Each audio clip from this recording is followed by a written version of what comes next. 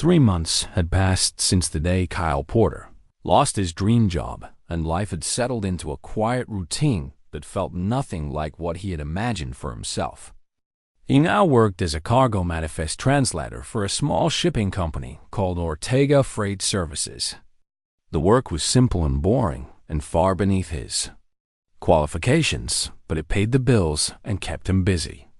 Enough to avoid thinking too much about what could have been. Every morning Kyle would arrive at the small office near the spaceport and spend 8 hours translating shipping documents from various alien languages into standard Earth Common. The work required maybe 10% of his actual abilities, and the rest of his brain spent most days feeling like it was slowly going numb. His coworkers were nice enough people, but none of them understood why someone with his education and skills was working in a place like this. His supervisor was a kind older woman named Gloria Vance, who had taken a liking to Kyle from his first day. She could tell that he was overqualified, and she often asked him why he did not apply for better positions elsewhere. Kyle always gave her the same answer, which was that the only position he truly wanted would not be available for another 4 years.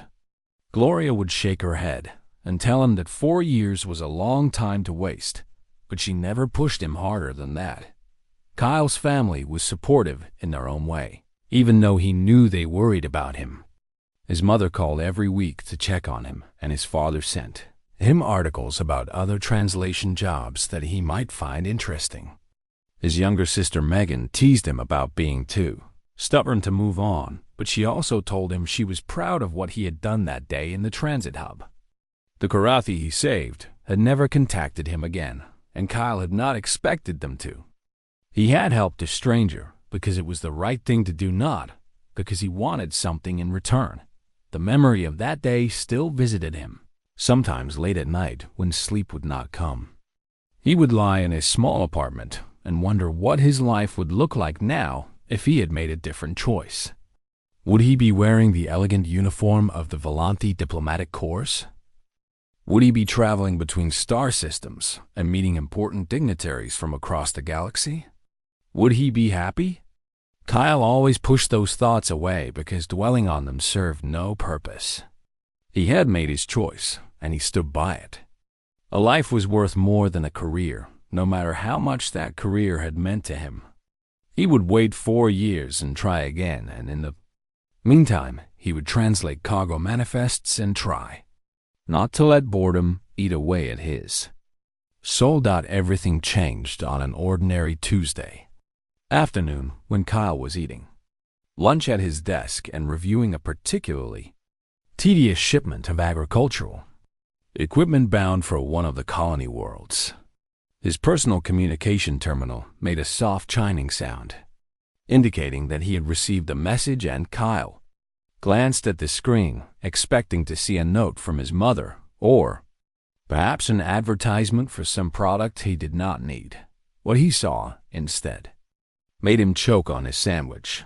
The message was written in formal Karathi script, which was one of the most difficult alien writing systems to learn. Very few humans could read it, and even fewer could write it properly. The elegant flowing characters spelled out a polite request for Kyle to present himself at a specific location on the orbital station above Earth at his earliest convenience. The message was signed with a complex series of titles and honorifics that Kyle did not fully recognize, but which clearly indicated someone of extreme importance. Kyle read the message 3 times to make sure he understood it correctly. Then he read it a 4th time because his hands were shaking and he could not quite believe what he was seeing. Someone very powerful in the Karathi hegemony wanted to meet with him personally, and the only reason Kyle could think of was the alien he had helped 3 months ago. He requested emergency leave from Gloria, who took one look at his pale face and approved it immediately. Without asking any questions, Kyle rushed home to change into more appropriate clothing and then made his way to the nearest shuttle port. The trip up to the orbital station took about An hour and Kyle spent the entire journey trying to calm his racing heart and prepare himself for whatever was about to happen. The station was a massive structure that served as the primary hub for all alien traffic coming to and from Earth. Kyle had visited it once before as a student, but he had never ventured beyond the public areas. This time, a Karathi attendant was waiting for him at the arrivals gate and escorted him through a series of increasingly secure corridors that required multiple identification checks and biometric scans. Kyle noticed that the decoration became more elaborate and expensive looking. The deeper they went into the station, the walls changed from plain metal to polished stone, and the lighting became softer and more flattering. Guards in ceremonial armor stood at attention outside ornate doorways, and everyone they passed bowed their heads respectfully as Kyle and his escort walked by. Finally, they reached a large circular chamber that was obviously designed for important meetings. The room was filled with plants and fountains that created a humid atmosphere more suited to Karathi physiology. Sitting in the center of the room on a raised platform was the alien Kyle had saved that day in the transit hub Dawn. But now the alien looked very different. They wore robes of shimmering silver fabric that seemed to flow like liquid metal. A delicate crown of woven crystal sat upon their head, and dozens of attendants surrounded them, maintaining a respectful distance. The alien looked at Kyle with those same large, dark eyes and smiled in a way that they had clearly practiced specifically for human interaction. The alien introduced themselves properly for the first time. Their name was Vareth Sunal Keth, and they held the title of Third Prime of the Karathi hegemony. This meant that they were essentially the third most powerful individual in an empire that spanned 47 star systems and contained billions of beings. Kyle had saved the life of one of the most important aliens in the known galaxy. Vareth explained that they had been traveling in disguise that day. They wanted to observe how humans truly behaved when they believed no one of importance was watching them. Most humans had ignored them completely. Some had actively avoided them to prevent any inconvenience to themselves. One human had sacrificed his own dreams to help what he thought was an ordinary stranger. Vareth offered Kyle a position as their personal cultural liaison. This role would place him at the very center of Karathi human relations and give him access and influence that the Lanthi position could never have provided. He would travel with Vareth to diplomatic summits and help bridge the gap between human and Karathi understanding. He would be one of the most important humans in galactic politics. Kyle stood in silence for a long moment as he processed what he was hearing. Part of him wanted to accept immediately, because this was beyond anything he had ever imagined possible. But another part of him felt uncomfortable with the idea of being rewarded for something he had done without expecting any reward at all. He told Vareth honestly that he did not want charity. He did not want a position that he had not earned through his own abilities and hard work. He did not want to be known as the human who got lucky rather than the human who deserved his success. Vareth smiled again, that carefully learned human smile, and told Kyle that they had expected exactly this response.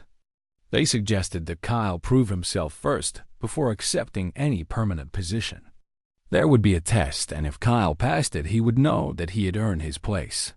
Kyle looked at the third prime of the Karathi hegemony and saw something in those large, dark eyes that he had not noticed before.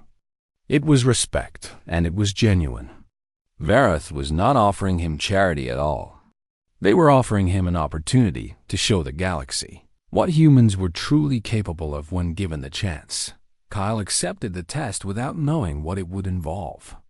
He had a feeling that his life was about to become very interesting. Kyle Porter had dreamed of this day for 6 years, and now it was finally here. He walked through the crowded streets of New Denver with his heart beating fast and his hands slightly shaking. The Galactic Integration Center stood tall in the distance, and somewhere inside the building his future was waiting for him. Today was the day of his final interview for the Volante Diplomatic Corps, and if everything went well, he would become one of the youngest humans ever accepted into their prestigious translation service. The year was 2347, and humanity had been part of the galactic community for almost a century now. Dozens of alien species traveled through Earth cities, and humans had slowly earned their place among the stars. But earning respect was different from earning opportunity, and positions, like the one Kyle was applying for, were extremely rare. The Volante only accepted 3 human translators every 4 years, and thousands of qualified candidates applied each time. Kyle had worked harder than anyone he knew. He had studied xenolinguistics at the best university on Earth and learned 7 alien languages fluently. He had passed 17 preliminary examinations and impressed every interviewer he had met so far. His professors called him gifted, and his family called him obsessed, but Kyle simply called it dedication. This job was not just a career for him. It was the reason he got out of bed every morning for the past 6 years. He checked his watch and saw that he had exactly 15 minutes before his interview was scheduled to begin. The Integration Center was only a 5-minute walk away, so he had plenty of time. Kyle took a deep breath and tried to calm his nerves as he continued walking through the busy transit hub that connected the different districts of the city. The hub was filled with beings of all shapes and sizes. Tall insectoid Vraxians clicked past him on their multiple legs, while short, furry Delany merchants shouted about their wares. Human business people rushed between meetings, and tourists from a dozen worlds stopped to take pictures of the famous architecture. Kyle barely noticed any of them because his mind was focused entirely on the questions he might be asked and the answers he had prepared.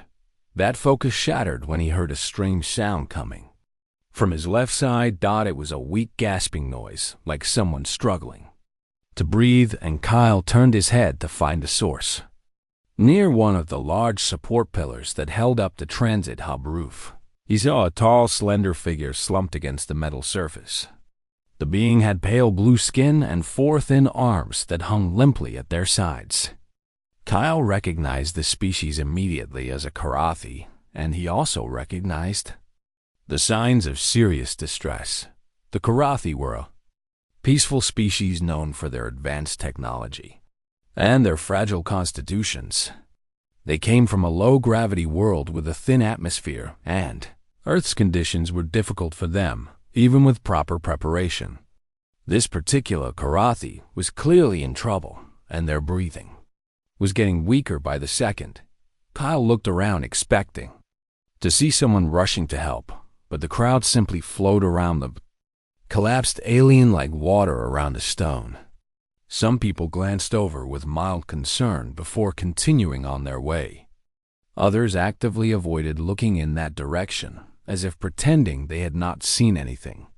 A few pulled out their communication devices, probably to report the situation, but none of them actually stopped to assist. Kyle checked his watch again and felt his stomach drop.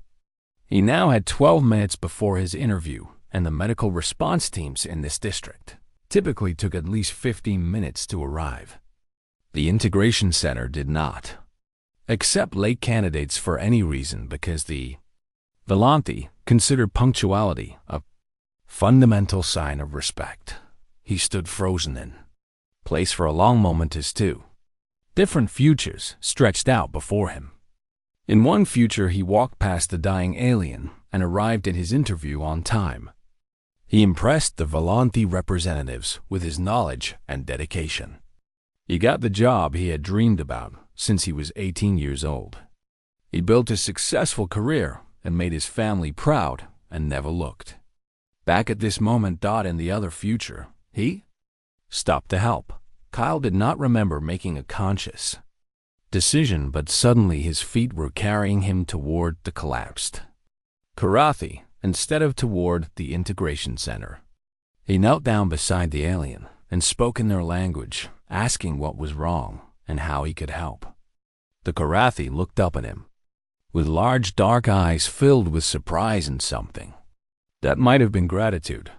The alien managed to explain through labored breaths that their atmospheric regulator had malfunctioned. Without proper air filtration, their lungs could not process Earth's thick, oxygen-rich atmosphere. Kyle knew that Karathi could survive for about an hour in Earth's air before suffering permanent damage, but this one had clearly been struggling for some time already. Kyle pulled out his communication device and contacted the nearest Zena medical supply shop. He explained the situation quickly, and the shop owner agreed to send a delivery drone with emergency atmospheric supplements. While waiting for the drone, Kyle helped the Karathi into a more comfortable position and tried to shield them from the curious stares of passersby. He talked to them in their own language, telling simple stories to keep them calm and focused. The delivery drone arrived in 8 minutes, and Kyle helped the alien attach the new atmospheric regulator to their face. The effect was almost immediate as color returned to the Karathi's pale blue skin, and their breathing became stronger and more regular. The alien looked at Kyle with those large, dark eyes and thanked him in a voice that was still weak, but no longer frightened. Kyle stayed with the Karathi for another 40 minutes until their own security team finally arrived. He had not noticed before, but the alien was wearing robes made from very expensive fabric, and the guards who came for them moved with extreme precision and deference. They treated the Karathi like someone very important. But Kyle was too distracted to think much about it. By the time he finally reached the integration center, more than an hour had passed since his scheduled interview. The receptionist looked at him with something between sympathy and dismissal as she explained that his slot had been given to another candidate. The Volanthi did not offer second chances, and the next round of interviews would not happen for another 4 years. Kyle walked out of the building feeling strangely empty. He had just lost the opportunity he had spent 6 years working toward. His dream job was gone because he chose to help a stranger instead of walking past them like everyone else had done. Some people would call him foolish, and some would call him weak, and maybe they were right. But as Kyle made his way home through the now quiet streets of New Denver, he found that he could not bring himself to regret what he had done. The Karathi would have died or suffered permanent damage if no one had stopped to help them. A life was worth more than a job, no matter how much that job meant to him. His grandmother had always told him that true character was what you did when no one important was watching, and today Kyle had proven that his character was exactly what she had raised it to be. He did not know that someone very important had been watching after all. He did not know that his small act of kindness had been witnessed and remembered.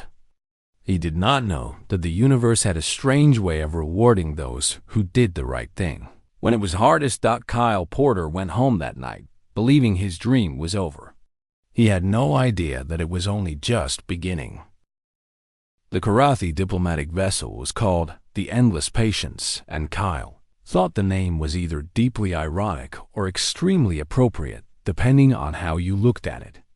The ship was enormous and elegant, with sweeping curves and organic shapes that made it look more like a living creature than a machine. Kyle had been living aboard for 2 weeks now, and he still got lost in the winding corridors at least once a day. Vareth had assigned him to observe the diplomatic team as they traveled toward a multi-species summit in neutral space. His official role was junior cultural advisor, which meant that he was supposed to watch and learn and keep his mouth shut unless someone asked him a direct question.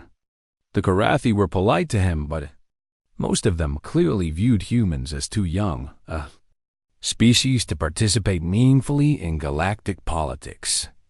Summit was being held to address growing tensions between the Karathi hegemony and a species called the Mordith Collective. Kyle had studied the Mordith during his years at university, and what he remembered was not encouraging. They were a reptilian species with a warrior culture that valued strength and aggression above almost everything else. Their empire had been expanding steadily for the past century, and their latest movements brought them dangerously close to Karathi territory. Most experts believed that war between the two powers was inevitable. The Karathi were peaceful by nature and preferred diplomacy over conflict, but even they recognized that the Mordith seemed determined to fight. The summit was a last desperate attempt to find some kind of compromise before millions of beings died in a pointless war. Kyle spent his days attending briefings and studying everything he could about Mordith culture and history. He learned that they organized themselves into strict hierarchies based on combat prowess. He learned that showing weakness in Mordith society was considered worse than death itself. He learned that they respected strength and directness and despised anything they perceived as cowardice or manipulation. The negotiations began 3 days after they arrived at the neutral station where the summit was being held. Kyle sat in the back of the conference room with the other junior staff members and watched as the Karathi delegation faced off against their Mordith counterparts. The Mordith representative was a massive, scarred warrior named Commander Drexel, who looked like he had personally fought in 100 battles and won every single one of them. The talks went poorly from the very beginning. Commander Drexel spoke with barely concealed contempt about Karathi weakness and lack of fighting spirit. The Karathi ambassador responded with carefully measured diplomatic language that the Mordith clearly interpreted as evasion and dishonesty.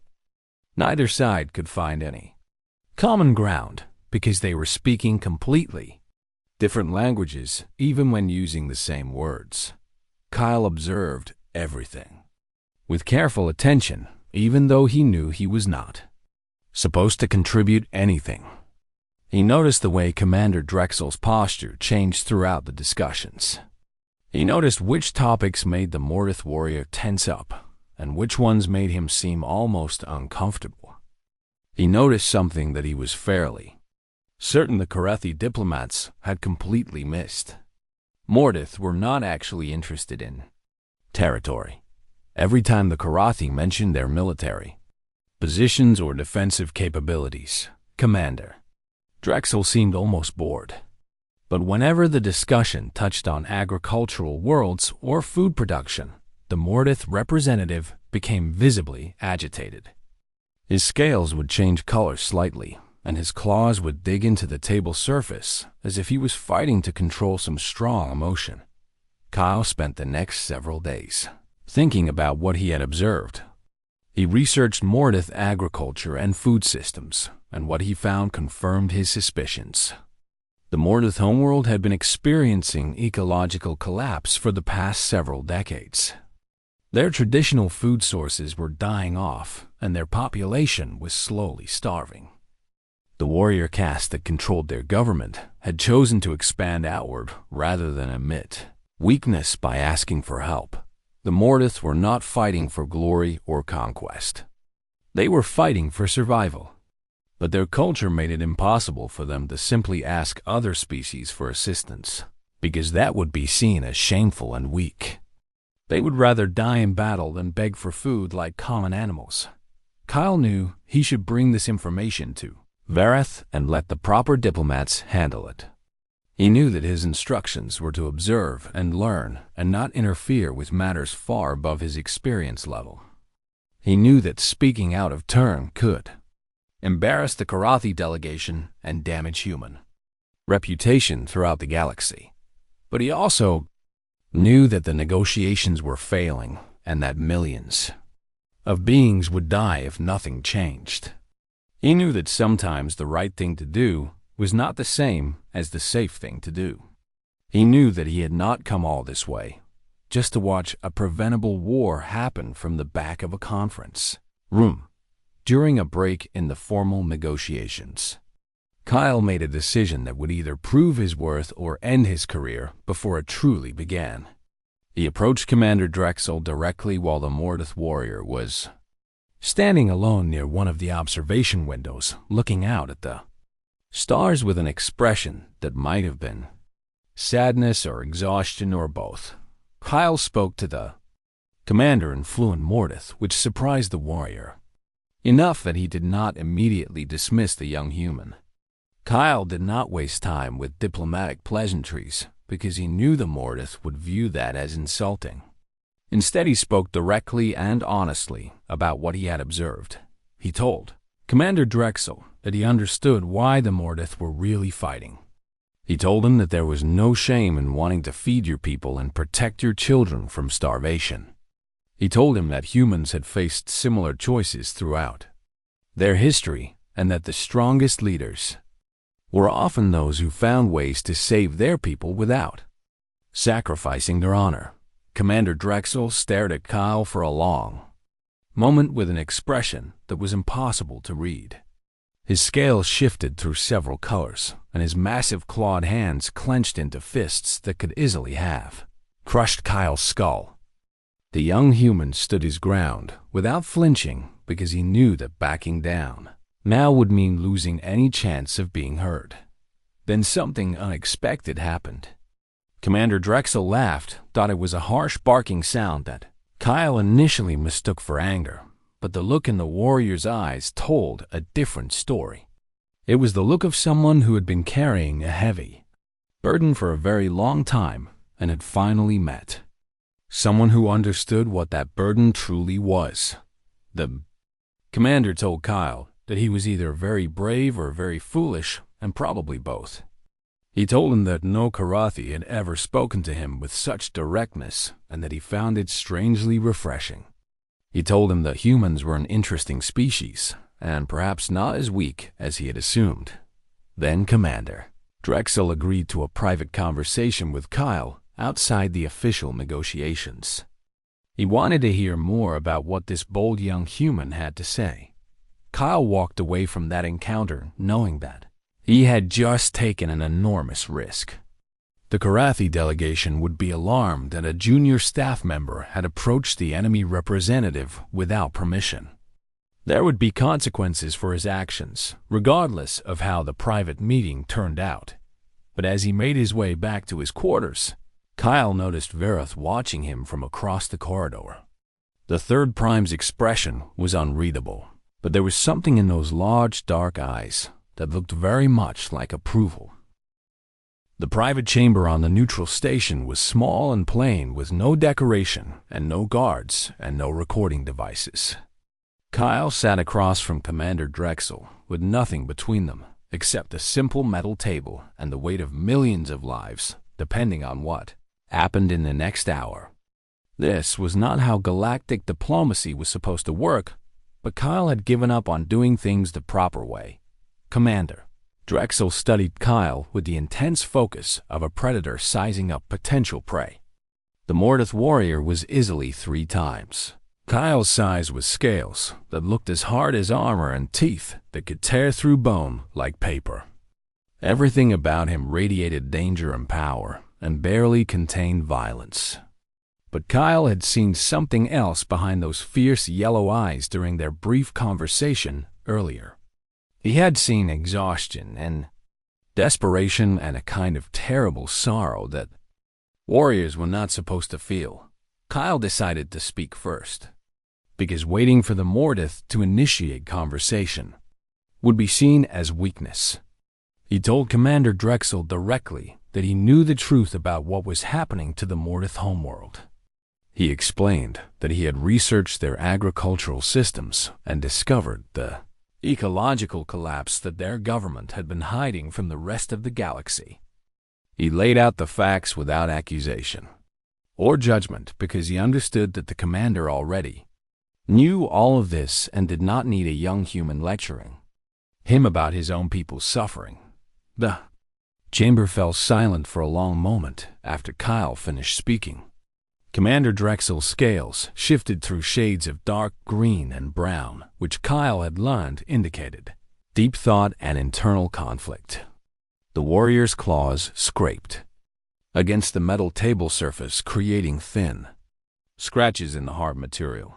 Then the commander began to talk, and once he started, he could not seem to stop. He told Kyle about the dying forests on the Mordith homeworld where his ancestors had hunted for thousands of years. He told him about the rivers that no longer flowed and the crops that withered in the fields no matter what the farmers did. He told him about the children in the outer settlements who had never known what it felt like to have a full stomach, and the elderly who gave up their rations so the young might survive a little longer. The warrior caste had made a decision too, decades ago, when the scale of the disaster became clear. They would not beg other species for help, because that would bring eternal shame upon their people. They would not admit weakness, because weakness was death in Mordith culture. Instead, they would expand outward and take what they needed from others. They would die as warriors if they had to, but they would not die as beggars. Commander Drexel told Kyle that he had personally led the campaigns that conquered 3 minor worlds on the edge of Mordith space. He had ordered the deaths of thousands of beings who had done nothing wrong except live on planets that his people needed. He had done these things because his children were hungry and because his honor demanded that he provide for them through strength rather than charity. But now the Mordith stood at the edge of a war they could not win. The Karathi hegemony was far more powerful than the small species they had conquered before. Even if the Mordith somehow achieved victory, the cost would be catastrophic. There would be no one left to enjoy the spoils. Kyle listened to all of this without interrupting because he understood that Commander Drexel needed to say these things out loud to someone who would not judge him for them. When the warrior finally fell silent, Kyle spoke carefully and chose his words with precision. He told the commander that there might be another way. The Karathi had surplus food production and advanced agricultural technology that could restore dying ecosystems within a few years. They had the resources to feed the entire Mordith population 10 times over without even noticing the loss. The problem was not capability but politics. The Karathi could not simply offer food to the Mordith because that would look like they were trying to buy peace with charity. The Mordith could not simply accept food from the Karathi because that would look like they were surrendering without a fight. Both species were trapped by their own pride and their own cultural expectations. Kyle proposed a solution that was either brilliant or insane, depending on your perspective. He suggested creating a 3-way trade agreement that included humanity as the visible middle partner. The Karathi would provide food and technology to Earth. Earth would provide the same resources to the Mordith. The Mordith would provide mineral resources and military cooperation to Earth. Earth would provide the same to the Karathi. On paper, it would look like 3 separate bilateral agreements between humanity and each of the other powers. In reality, it would be a disguised transfer of resources from Karathi surplus to Mordith need. The Karathi would save face by appearing to do humans a favor rather than paying tribute to an enemy.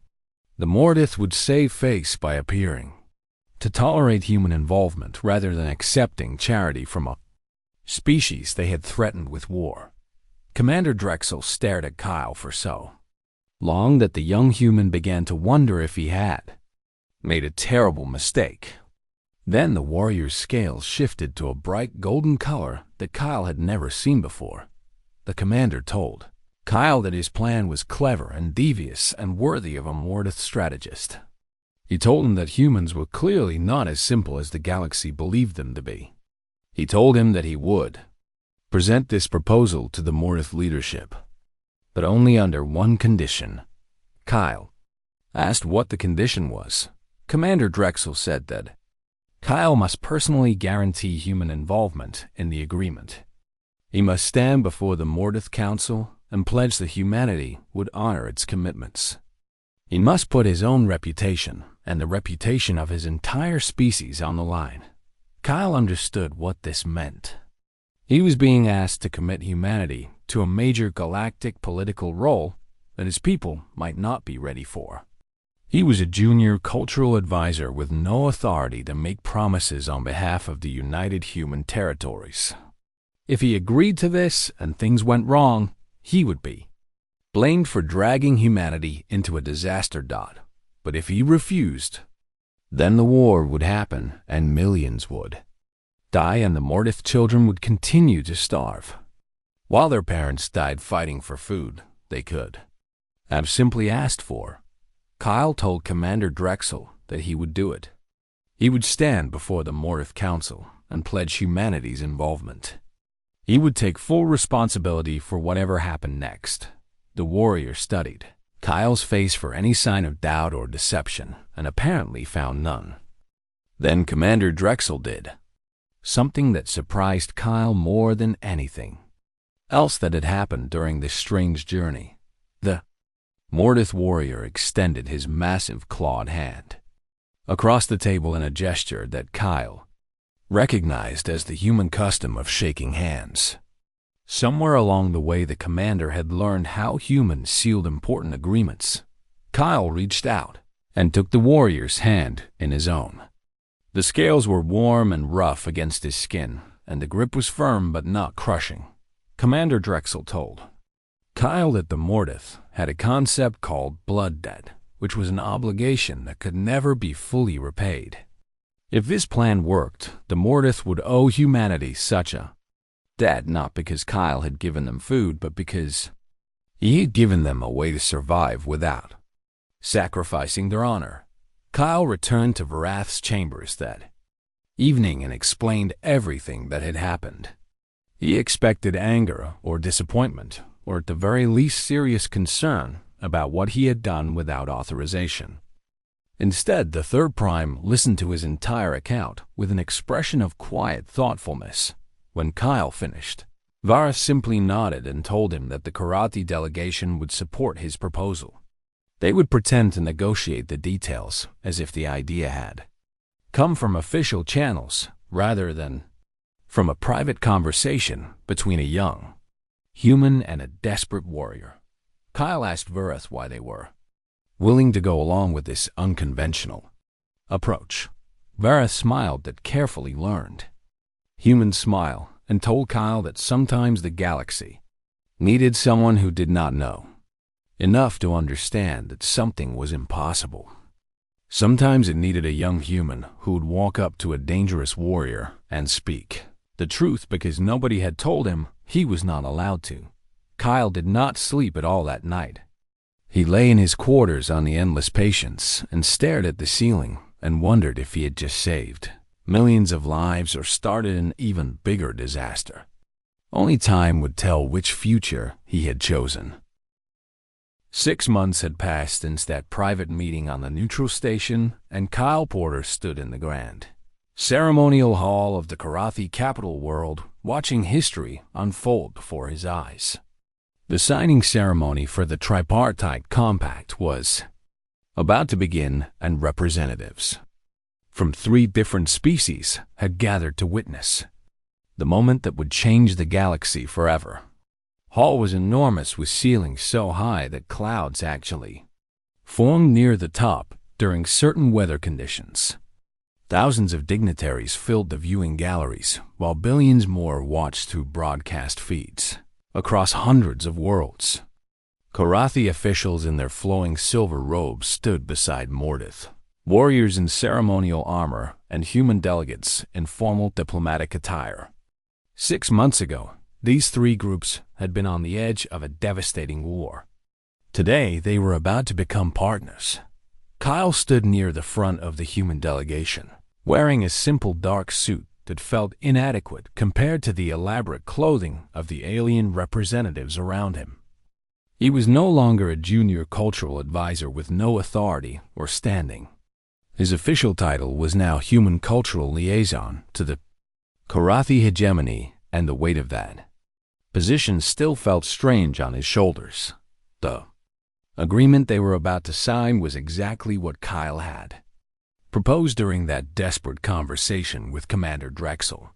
Food and technology flowed from Karathi worlds to human distribution centers. The same resources then traveled from those centers to Mortith territories. Mineral wealth and military expertise flowed back in the opposite direction. On paper, it looked like three separate trade agreements. In reality, it was a lifeline disguised as commerce. The Mortith homeworld had already received its first major shipments of agricultural technology. Karathi scientists were working alongside Mortith farmers to restore dying ecosystems and develop new food sources. Children who had never known a full meal were finally eating properly. The desperation that had driven the Mortith toward war was slowly being replaced by something that looked very much like hope. Kyle watched as the three primary representatives took their positions at the signing table. The Karathi ambassador was an elderly female named Sarath Kellenvey, who had spent her entire life working toward peaceful coexistence between species. The human representative was Secretary Franklin Cole, who had initially been skeptical of the agreement, but had come to support it enthusiastically after seeing the benefits it would bring. The Mortith representative was Commander Drexel himself, who had been promoted to the rank of High Commander, specifically so he could sign the treaty on behalf of his people. Before the ceremony officially began, Commander Drexel stepped away from the table and walked toward where Kyle was standing. The massive warrior moved through the crowd of dignitaries like a ship cutting through water, and everyone wisely got out of his way. Kyle felt his heart beat faster as the Mortith High Commander stopped directly in front of him. Drexel spoke in a voice loud enough for everyone nearby to hear. He told the gathered representatives that before they witnessed this historic agreement, they should know the name of the being who had made it possible. He told them about a young human who had risked everything to speak truth to a desperate warrior. He told them about courage and honor and the willingness to do what was right even when it was dangerous. The commander then performed a gesture that made several Mortith warriors in the crowd gasp audibly. He placed his right hand over his chest where the Mortith heart was located and bowed his head to Kyle. This was the highest form of respect in Mortith culture, reserved only for those who had proven themselves worthy beyond any doubt. Kyle felt his face grow warm as hundreds of eyes turned to look at him. He had not expected this public recognition, and he was not entirely sure how to respond. After a moment, he simply bowed his head in return and thanked the commander for his trust. The signing ceremony proceeded smoothly after that. Each representative added their mark to the document, and the tripartite compact became official law, binding three species together in partnership and mutual support. The crowd cheered and music played, and Kyle felt tears forming in his eyes as he watched something beautiful being born from what had almost been tragedy. After the ceremony concluded, Vareth found Kyle standing near one of the large windows looking out at the alien sky. The third prime of the Karathi hegemony had been watching Kyle throughout the event with an expression of quiet satisfaction. Vareth asked Kyle if he had any regrets about the path his life had taken. They reminded him that almost a year ago, he had been a young human rushing to an interview that would have given him a comfortable, predictable career. Instead, he had missed that interview to help a stranger, and everything had changed. Kyle thought about the question carefully before answering. He told Vareth about his grandmother, who had raised him after his parents died when he was young. She had always taught him that you never knew which small kindness would change the universe. You just had to keep being kind until one of them did. He told Vareth that the Velanti diplomatic corps would have given him a good life. He would have translated documents and attended formal functions and slowly worked his way up through the ranks. He might have been happy in that life, but he would never have made a real difference. Instead, he had helped prevent a war that would have killed millions. He had fed starving children on a dying world. He had elevated humanity from a minor species to a recognized diplomatic power. He had done things that he never would have believed possible if someone had described them to him on that morning when he rushed through the transit hub with his dream job waiting just ahead. Vareth smiled and told Kyle that this was exactly why they had chosen him, not because he had saved their life, but because of what that choice revealed about his character. Any human with medical training could have helped a collapsed alien. Only someone with true compassion would have sacrificed their own dreams to do so. A young Karathi diplomat approached Kyle nervously as he and Vareth were talking. She was clearly newly assigned to her position and still uncertain about proper protocols. She told Kyle that she had heard the story of how he had given up everything to help someone in need. She asked him if it had been worth it. Kyle looked at the young diplomat and saw something of himself in her wide, eager eyes. She was at the beginning of her career, just as he had been a year ago. She probably had dreams and ambitions and a clear picture of what she wanted her future to look like. He told her the truth, which was that he had never planned any of this. He had not helped Vareth because he expected a reward. He had not spoken to Commander Drexel because he wanted to be a hero. He had simply done what seemed right in each moment, and the universe had responded in ways he could never have predicted. Kyle told the young diplomat that the path you plan is not always the path you need. Sometimes the best things in life come from the choices you make when you think no one is watching. Sometimes the kindness you show to a stranger becomes the foundation for something greater than you ever imagined. The young Karathi thanked him and walked away with a thoughtful expression on her face. Kyle hoped that she would remember this conversation someday, when she faced her own difficult choice between doing what was safe and doing what was right. Vareth placed a gentle hand on Kyle's shoulder and told him that his grandmother would be proud of him. Kyle felt the tears return to his eyes, but this time he did not try to hide them. He looked out at the alien sky filled with unfamiliar stars and thought about the journey that had brought him here. He had missed his dream job to help a stranger. That stranger had turned out to be one of the most powerful beings in the galaxy.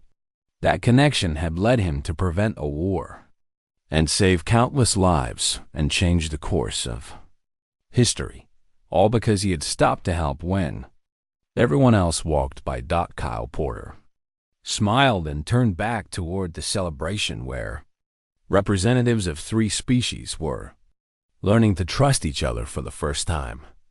There was still work to be done, and challenges to face, and a future to build. He could not wait to see what small kindness would change the universe next.